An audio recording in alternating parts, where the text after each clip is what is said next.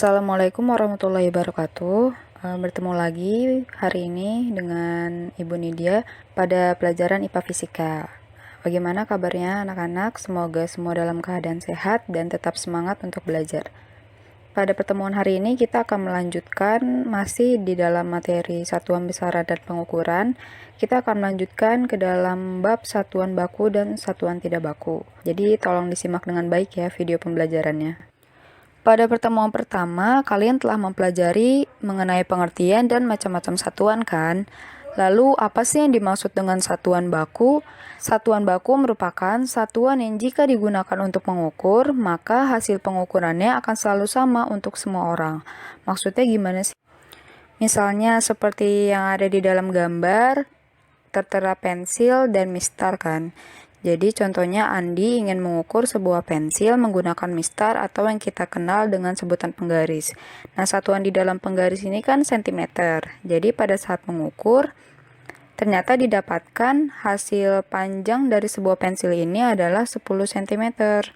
Kemudian orang kedua yaitu Rani. Rani ingin mengukur panjang pensil yang sama menggunakan mistar juga. Ternyata pada saat diukur, hasil pengukuran yang dilakukan Rani ternyata sama dengan hasil pengukuran yang telah dilakukan oleh Andi, yaitu panjang pensil adalah 10 cm.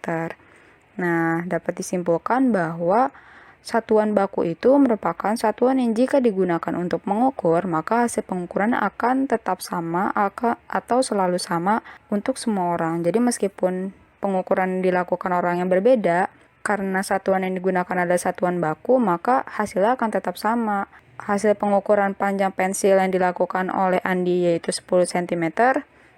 Hasil pengukuran pensil yang dilakukan oleh Rani juga 10 cm. Begitu juga misalnya dilakukan oleh orang ketiga, orang keempat, orang kelima, maka hasilnya akan tetap sama yaitu 10 cm. Jadi itulah yang dimaksud dengan satuan baku. Lalu apa aja sih yang termasuk ke dalam satuan baku? Nah, yang termasuk ke dalam satuan baku adalah yang telah kalian pelajari sebelumnya. Jadi ada sentimeter, meter, kilometer, gram, kilogram, ons, dan lain-lain. Setelah kalian mempelajari mengenai satuan baku, maka selanjutnya kalian akan mempelajari mengenai satuan tidak baku. Satuan tidak baku merupakan satuan yang apabila digunakan untuk mengukur oleh orang yang berbeda, maka hasil pengukurannya juga berbeda. Juga diartikan sebagai satuan yang tidak ditetapkan secara ilmiah dan digunakan secara tradisional atau berdasarkan kebiasaan saja. Jadi, pada zaman dahulu itu, satuan yang digunakan dalam pengukuran menggunakan peralatan sederhana yang ada di lingkungan sekitar. Misalnya, pada saat ingin mengukur panjang, orang-orang dulu itu menggunakan satuan tongkat. Atau untuk mengukur volume zat cair, maka mereka akan menggunakan satuan kaleng. Jadi, pada saat itu belum dikenal istilah meter, sentimeter, kilogram, gram, liter, dan sebagainya. Maka mereka untuk melakukan pengukuran menggunakan alat-alat yang ada di sekitar mereka. Seperti itu.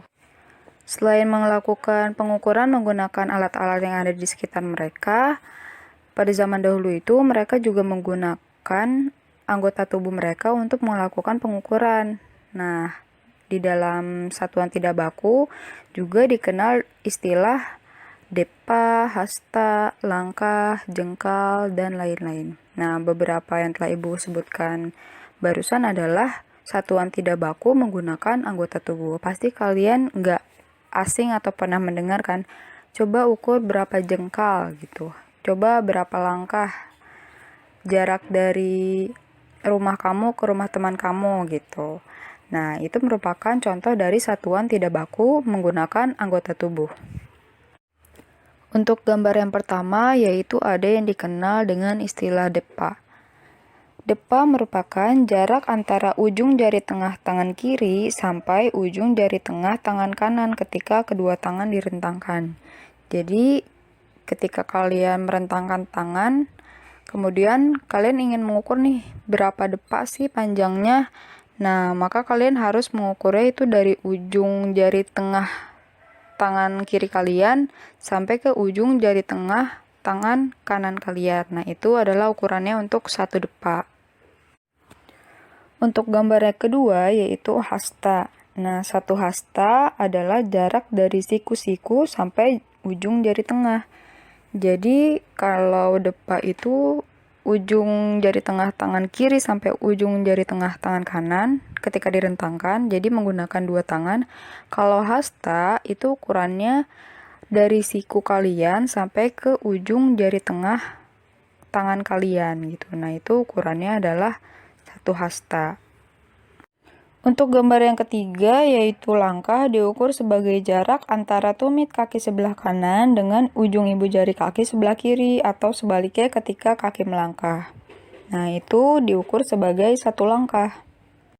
Untuk gambar yang keempat, yaitu jengkal, diartikan sebagai jarak antara ujung ibu jari dengan ujung jari kelingking ketika kelima jari tangan kalian dibentangkan. Selain 4 anggota tubuh yang telah Ibu jelaskan melalui gambar, ada beberapa pengukuran menggunakan anggota tubuh yang lain. Nah, kalian bisa cari sendiri ya di internet ataupun bisa baca-baca di buku. Selanjutnya ada contoh pengukuran satuan tidak baku menggunakan anggota tubuh, yaitu mengukur panjang meja menggunakan jengkal. Seperti yang bisa kalian lihat sendiri, di situ ada gambar meja, kemudian ada gambar telapak tangan ya, atau ibaratkan saja ada seseorang yang mengukur menggunakan jengkal. Nah, ternyata pada saat diukur, panjang meja itu adalah 4 jengkal.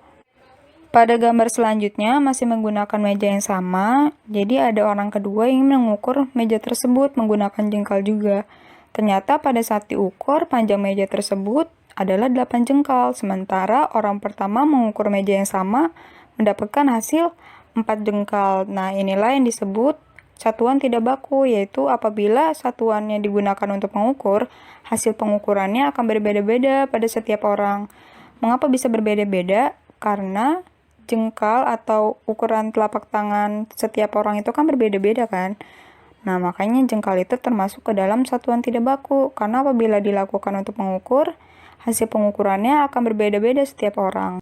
Itu merupakan salah satu contoh pengukuran menggunakan satuan tidak baku. Nah, begitu juga dengan satuan tidak baku yang lain, seperti langkah, hasta, depa, atau menggunakan alat-alat yang ada di sekitar kalian. Misalnya, yang telah Ibu contohkan sebelumnya, pada zaman dahulu itu orang-orang mengukur besaran panjang menggunakan satuan tongkat, atau mengukur volume sebuah zat cair menggunakan kaleng. Nah, itu contoh satuan tidak baku. Jadi, hasil pengukuran setiap orang itu akan berbeda-beda karena benda atau alat yang digunakannya itu juga berbeda-beda. Cukup sekian penjelasan mengenai materi pada hari ini. Semoga bermanfaat dan kalian dapat memahaminya dengan baik. Assalamualaikum warahmatullahi wabarakatuh. Sampai bertemu di pertemuan selanjutnya.